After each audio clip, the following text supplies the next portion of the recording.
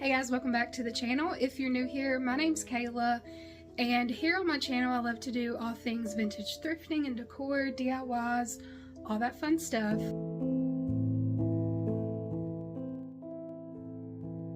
Now recently I have been trying to get the house ready for Halloween, and in this room specifically I really want to do a real life hocus pocus theme.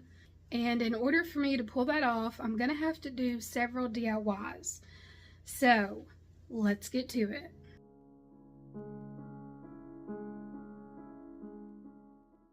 So for this DIY, you're gonna need a board, either that is black paper, or I just took some leftover velvet fabric I had and hot glued it to a piece of cardboard.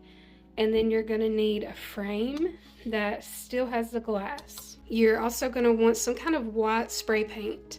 This is what I have. I don't necessarily like that it's gloss, but I don't think you'll be able to see it that much. So this is going to be used to spray on the spiderweb first, and then after you've sprayed it, you're just going to push this into the spiderweb. So let's do it. Alright y'all, now I know you can't see the spider web right now, but it does show up beautifully whenever I put the board on it. And make sure you are doing this in an area where you're not going to damage whatever you're spraying on. This building is crumbly and old and it needs repainted anyway, so I did not mind to spray a little bit on that. I can always go back and touch up that black before we leave here. So look at how much that made a difference.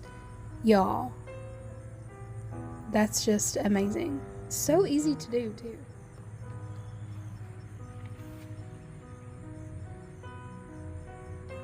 So I'm just making sure I'm starting with a very clean surface on the inside, because obviously that's where this is going to go, and I don't want there to be any dust particles showing up and blocking the spider web.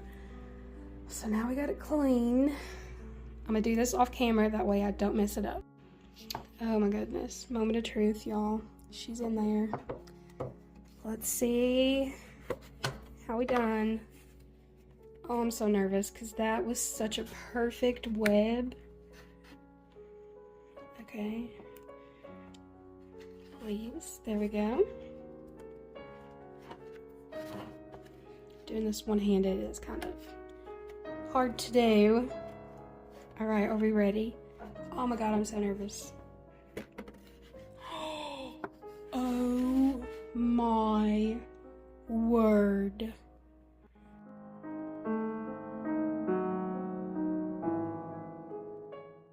For this DIY, it's pretty simple. You just need a book, whatever you're wanting to put on your book, and some Mod Podge or hot glue, and some paint. Basically what I'm doing is just covering it with lace, and I'm going to Mod Podge this down, and then once that is completely dry, I'm going to paint the entire thing black, and then after that's dry, I'm just going to do some dry brushing with some brown on here, just to kind of make it look aged.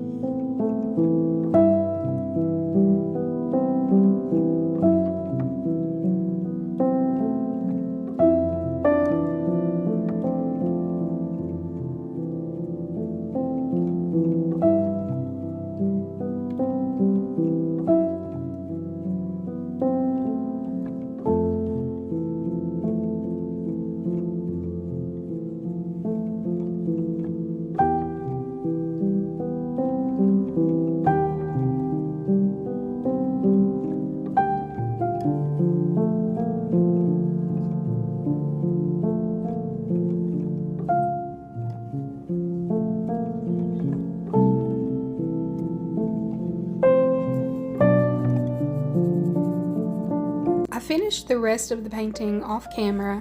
All I done was add the brown, and then I also took some rub and buff and I added that to the raised areas, just kind of in random spots, to kind of make it look like it once had a gold finish to it, but has since been rubbed off.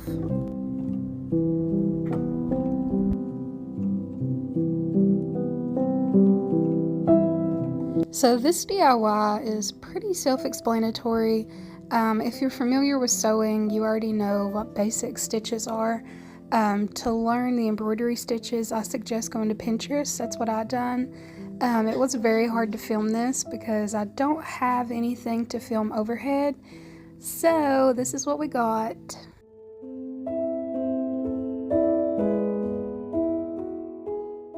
For this next DIY, you just need a frame and a plastic skull that you can cut through, some hot glue, Mod Podge, and white creepy cloth.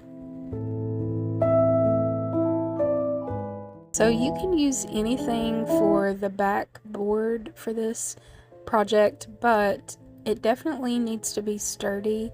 Because of that, the only thing I really had on hand was some priority mailboxes.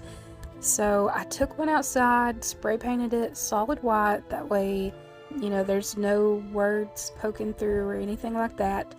And right now all I'm doing is just tracing the shape that I need, and then I'm going to cut that out and we're going to use that as the base for the skull.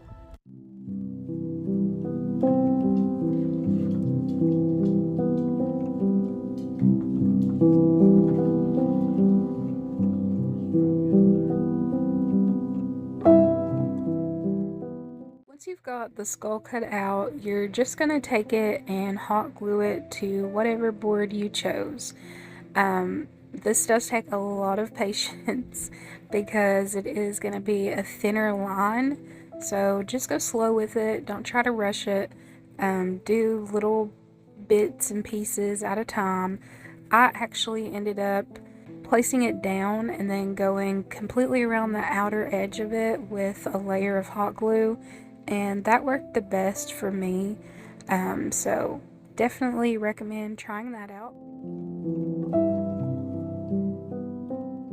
Once your hot glue is dry, it is finally time to completely soak this thing with Mod Podge. Now, you do want this to be a thicker coat, that way the fabric has something to grip to. And then once you have that layer on, just take your creepy cloth, place it over top of it, and then go in with some more Mod Podge, trying to fill in all those little cracks and crevices, push the fabric into each of those crevices to make the skull pop out. I actually ended up ripping around the eye sockets just to let some of that color show through, but you're just going to soak this completely and let it dry overnight. Alright, now I know this footage was very scattered. I kind of done these over the course of a week when I would get off work in the evening, so I'm sorry that they weren't perfect. If you all are really into the DIY videos, I will definitely try to make them a lot better because I know that it's hard to see and they're not the most explained DIYs. Regardless of that, I hope you enjoyed it. Now I'm going to share with you the finished pieces and kind of talk you through what I plan to do with them. So we're just going to start off with my favorite, the skull. Y'all, this is so cool. It looks realistic. Like, my husband came in to the kitchen and seen this on the table and literally got scared. He said that this is terrifying. But I think it's cute. It's cool for a Halloween theme, especially if you're doing a witchy theme. I really like how the creepy cloth just looks like it's trying to keep the skull in, kind of like preserving it. And as you can see, I did let some of that original color to his eyes come through. I really like this, and y'all know me, I'm all about ornate, Frenchy style, so I did put him in a very ornate frame. And this is beautiful. This is going to go above the bookshelf. I'm thinking of doing like a miniature gallery wall there for this theme. So we will see, but he is glorious. And I didn't paint this. The only thing I painted was the board. I just used a priority mailbox and I spray painted that white, and then we hot glued him on, and I just completely soaked this with Mod Podge and let it dry. I did have to let it dry for 24 hours though, just because I had so much on it. So that's a little tip. But whenever you do it, make sure you go in all the crevices. That way it looks more realistic. This is my favorite. And I just taped it to the back. Very clean looking. So this was number 1. All right, number 2 is the embroidery. I am all about this tone on tone embroidery right now. I think it is so pretty, especially for Halloween.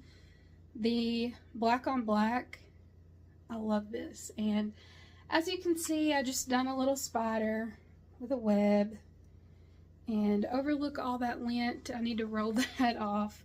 But this one I think I'm gonna keep in the ring, because I think I'm gonna style it as if the witch isn't done with it yet. So I'm gonna leave this one in the ring, but I did stain it a darker color, and I'm probably gonna rub and buff this, that way it's not silver. This embroidery is super easy to do. So easy and cheap.